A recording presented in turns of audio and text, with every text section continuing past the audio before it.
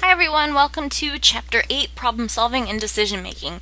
And I was listening to some of the lectures from before, and I'm sorry if you hear a clicking noise in the earpiece. It's actually my earrings that I've been wearing that hit the microphone on the headset I'm using to record, so my apologies for the little random noises. I hope they're not too distracting. But Chapter 8 is on problem solving and decision making. And just to summarize an overview of the chapter: left brain, right brain dominance, overview of topics, so information overload, which we will focus quite a bit on, analyzing problems, determining cause and effects, generating and analyzing solutions, establishing a criteria, implementation of a plan, and then factors that affect quality of group outputs and creative problem solving.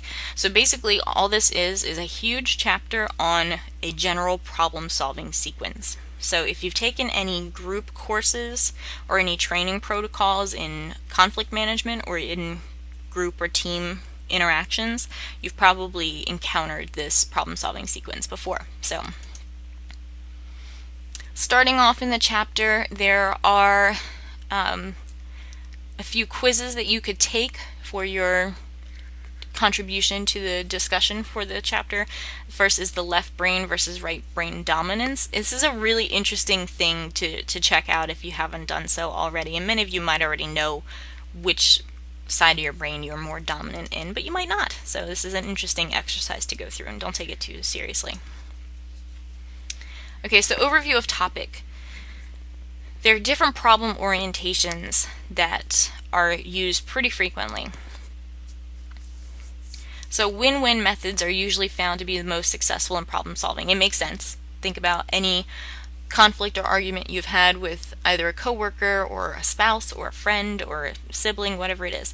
If you can find a solution where you're happy and the other person's happy and everybody gets what they want, obviously that's ideal. The problem with that is that it's not always plausible. This can't always happen. Many times we have to make concessions in order to maintain a proper amount of communication and acceptance in the relationship, or we need to find ways to solve a problem, and sometimes that makes us not win, that we are actually not right. It's amazing. We're not always right. We'd like to think so, but not always. Problem-oriented communication tends to cultivate supportive, confirming communication climates, which is a good thing. This is positive. Problem-oriented communication also focuses on finding solutions that all parties will find acceptable. So using a problem-solving sequence is a really good idea, because the more individuals you are able to address their ideas or their concerns, the more group cohesion you will have, and cohesive groups tend to be more productive groups. Groups can be much better problem solvers and decision makers than individuals by themselves. Even though many individuals like to work by themselves on projects, I've gotten that complaint a few times actually in this course, that they didn't want to do the group project. However, the groups that do the projects always ended up having better grades because they ended up doing more in-depth work, and the work was good. So it does depend, certainly, but just be mindful that in general groups do tend to make better decisions or contribute more because there are so many different personalities that are allowing input and expertise into the work that you're doing. You can't be good at everything.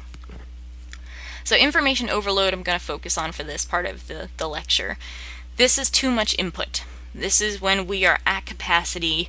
We cannot continue to process information. So more generally, the rate of information exceeds the system's processing capability. So we go through information overload quite a bit, especially in school. This is when problem solving and decision making can help you cope with information overload and actually overcome it. So identifying the scope of the problem is going to be key here. Information is great. Information is power. However, it's not inconsequential. Information overload will happen, and it makes it difficult to retain information and to process that information and then to respond. So information overload impairs critical thinking. It can also promote indecisiveness. It encourages information bulimia, which is a very not culturally sensitive way of saying that you are binging and purging information. We tend to do this when we study for tests. If you're in a course that doesn't have any other form of assessment than test taking, a lot of times, and not everybody, but a lot of times students will do this information bulimia, where they cram as much as they can, as much information that they know is going to be on the test as possible, and then purge it as soon as the test is done, so that information is not retained, it's not kept. And then information overload produces a kind of group ADD. So if everybody in the group has information overload, or they're dealing with different levels of this, they may find focusing on one concept or one problem to solve very, very difficult. So coping with it. Screen information. Separate what's useful information versus what is useless information. This is a hard one. Shutting off technology. Hitting the off switch. Sometimes our information overload is self-induced. We are just overstimulating ourselves. And a good way to deal with it is by shutting off the technology and focusing, or refocusing. Specializing. Knowing more and more about less and less. Welcome to college. That is basically what you're doing here. Even though you're getting liberal arts education by doing these gen ed courses, you are also focusing in on your area of interest, whatever that may be. And the more you get into it, the less gen eds you take, and the more focused work you have in your area of interest. So you're learning more and more, but about less and less. Become selective. Become part of this notion of a need-to-know basis. So select what information you find to be important and what you don't. Limit the search. Knowing when enough is enough. This is a big thing for research projects. If you're doing research and you are a diligent student, you do a lot of the background research, you're looking through articles and magazines and web pages, but you have to know when you have enough information to start writing. And then narrowing the search. So knowing what are going to be good quality databases or means of getting information and what's not going to be helpful. And really that just takes time and practice. So when you're questioning how you can apply problem-solving, analysis, and decision-making, you should ask yourself, will the proposal solve the entire problem? If it solves only part of the problem, is it significant? What is sacrificed in order to use this idea? And how does the idea compare to other ideas regarding the achievement of your goals?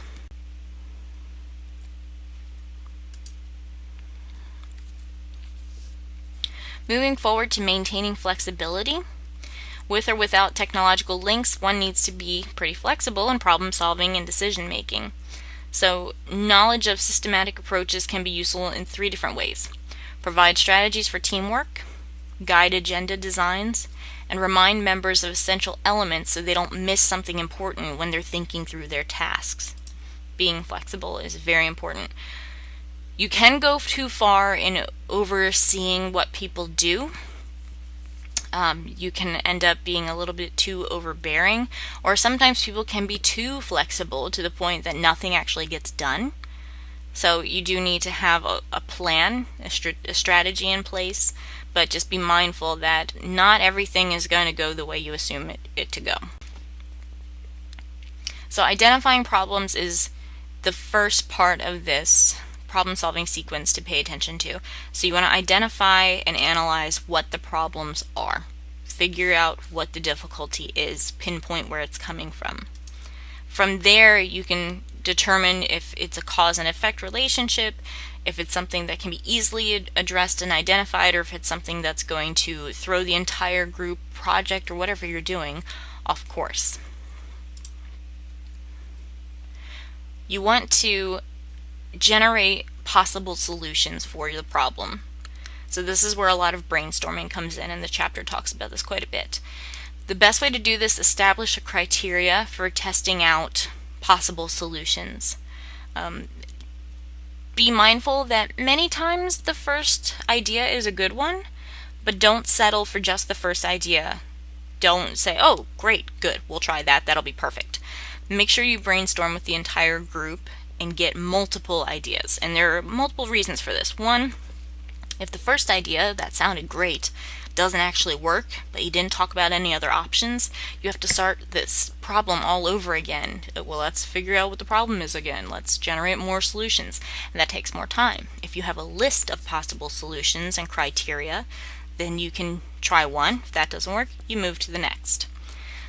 The other part of this, not just settling for the first suggestion, is that the first suggestion may not be the best one. And sometimes it takes some prodding for group members to really participate. Some people are outspoken and others are not. So the wallflowers of the group may have these wonderful ideas, but they have to be ready to speak. They have to be ready to share them. So if somebody that is more outspoken suggests an idea and everybody's like, yeah, great, and they jump on the bandwagon for it, the wallflower that may have had a better idea won't speak up.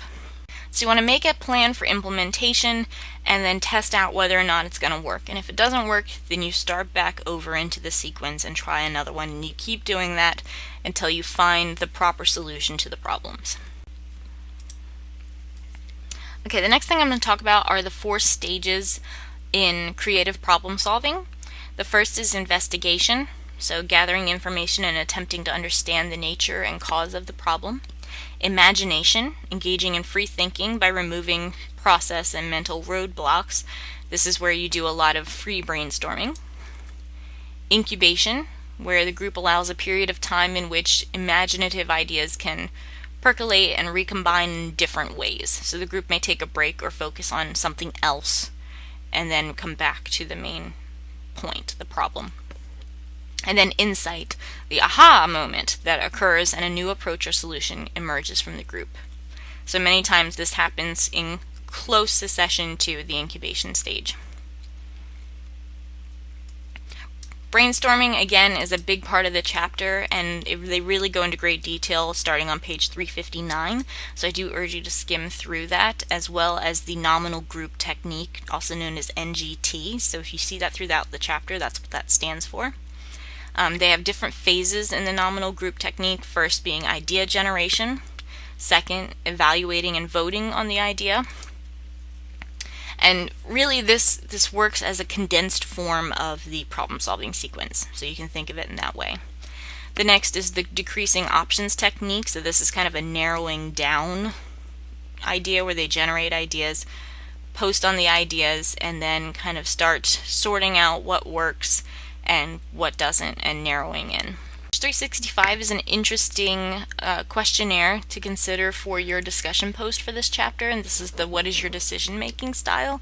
If you don't know what this is, even if you don't post on this for your discussion, it's a cool thing to take just to kind of see what you come up with. So then the end of the chapter identifies the key terms on page 371. Again, I urge you to use that as a guide for studying the key terms in the chapter. And the best way to do it is Control F and do a search in the chapter for those terms. That's the easiest way to study, I found. So I hope that you found this helpful and that this shorter lecture is a little bit more beneficial to you. I know you don't always have 30 minutes to just hear my melodic voice talk to you, but let me know if you do want me to go into more detail or not. But I hope this helped, and I will see you in the next chapter. Thank you.